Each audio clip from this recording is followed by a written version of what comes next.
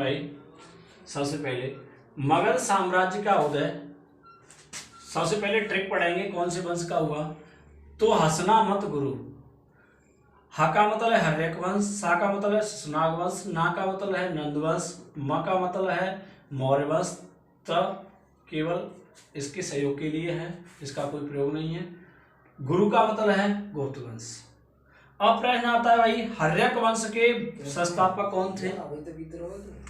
बृहद्रथ। वास्तविक शक्ति किस शासक के हाथ में थी, तो वो बिंबिसार थे। इन्होंने अपनी राजधानी गिरिव्रज या राजगृह को बनाया जो पांचों ओर से पहाड़ियों से घिरी हुई थी। यह राजधानी अविजित थी। अब प्रश्न आता है भाई इस वंश को पितृहंसा वंश भी कहते हैं क्योंकि बिंबिसार की हत्या अजातशत्रु ने, अजातशत्रु की हत्या उदयन ने की थी। अब प्रश्न आता है भाई बिंबिसार किस रोग से ग्रसित थे। पांडु रोग से ग्रसित थे। उस समय अवंती का शासक प्रघोत का राजवैद्य जीवक था, उसको भेजा गया पांडु रोग को सही करने के लिए, लेकिन इनकी हत्या इनके पुत्र अजातशत्रु ने की थी।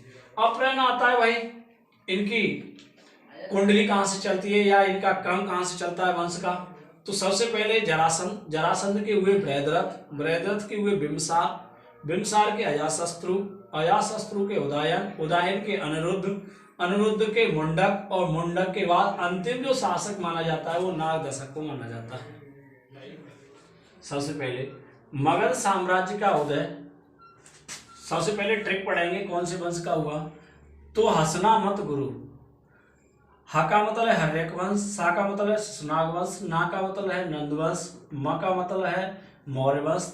त केवल इसके सहयोग के लिए है, इसका कोई प्रयोग नहीं है। गुरु का मतलब है गुप्त वंश। अब प्रश्न आता है भाई हर्यक वंश के संस्थापक कौन थे। बृहद्रथ।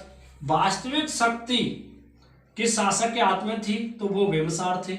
इन्होंने अपनी राजधानी गिरिव्रज या राजगृह को बनाया जो पांचों ओर से पहाड़ियों से घिरी हुई थी। यह राजधानी अविजित थी।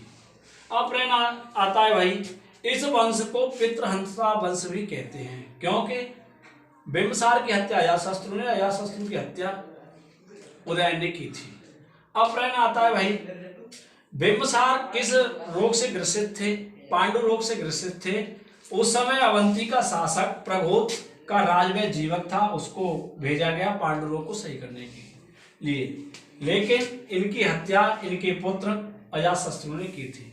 अब प्रश्न आता है भाई इनकी कुंडली कहां से चलती है या इनका क्रम कहां से चलता है वंश का। तो सबसे पहले जरासंध, जरासंध के हुए बृहद्रथ, बृहद्रथ के हुए बिंबिसार, बिंबिसार के अजातशत्रु, अजातशत्रु के उदयन, उदयन के अनिरुद्ध, अनिरुद्ध के मुंडक और मुंडक के बाद अंतिम जो शासक माना जाता है वो नागदशक को माना जाता है। सबसे पहले मगध साम्राज्य का उदय। सबसे पहले ट्रिक पढ़ाएंगे कौन से वंश का हुआ। तो हसना मत गुरु। हा का मतलब है हर्यक वंश, सा का मतलब है शशनाग वंश, ना का मतलब है नंद वंश, म का मतलब है मौर्य वंश। त केवल इसके सहयोग के लिए है, इसका कोई प्रयोग नहीं है। गुरु का मतलब है गुप्त वंश। अब प्रश्न आता है भाई हर्यक वंश के संस्थापक कौन थे। बृहद्रथ। वास्तविक शक्ति किस शासक के हाथ में थी, तो वो बिंबिसार थे। इन्होंने अपनी राजधानी गिरिव्रज या राजगृह को बनाया जो पांचों ओर से पहाड़ियों से घिरी हुई थी। यह राजधानी अविजित थी। अब प्रश्न आता है भाई इस वंश को पितृहंसा वंश भी कहते हैं क्योंकि बिंबिसार की हत्या अजातशत्रु ने, अजातशत्रु की हत्या उदयन ने की थी। अब प्रश्न आता है भाई बिंबिसार किस रोग से ग्रसित थे। पांडु रोग से ग्रसित थे। उस समय अवंती का शासक प्रघोत का राजवैद्य जीवक था, उसको भेजा गया पांडु रोग को सही करने के लिए, लेकिन इनकी हत्या इनके पुत्र अजातशत्रु ने की थी। अब प्रश्न आता है भाई इनकी कुंडली कहां से चलती है या इनका क्रम कहां से चलता है वंश का। तो सबसे पहले जरासंध, जरासंध के हुए बृहद्रथ, बृहद्रथ के हुए बिंबिसार, बिंबिसार के अजातशत्रु, अजातशत्रु के उदयन, उदयन के अनिरुद्ध, अनिरुद्ध के मुंडक और मुंडक के बाद अंतिम जो शासक माना जाता है वो नागदशक को माना जाता है। हर्यक वंश। 544 ईसा पूर्व से 412 ईसा पूर्व इसका साम्राज्य रहा। मगध साम्राज्य का उदय में सबसे पहले इसकी स्थापना बृहद्रथ ने की थी। उसके बाद प्रश्न आता है भाई कि बिम्बसार, इसकी जब चर्चा करेंगे तो बिम्बसार से। इसका उपनाम श्रोणिक था, पहले भी मैं चर्चा कर चुका हूँ। इसने बेलुवन उद्यान महात्मा बुद्ध को उपहार में दिया था। इसकी 3 पत्नियां थीं, महाकौशला, चेलना और क्षेमा। अब प्रश्न आता है बिम्बसार की जो दूसरी पत्नी लिच्छवी राजकुमारी चिलना थी, उससे उत्पन्न था अजातशत्रु। अजातशत्रु ने बिम्बसार की हत्या कर गद्दी पर बैठा। इसका बिम्बसार का जो नाम है उपनाम श्रोणिक है, ऐसे ही अजातशत्रु का उपनाम कुणिक है।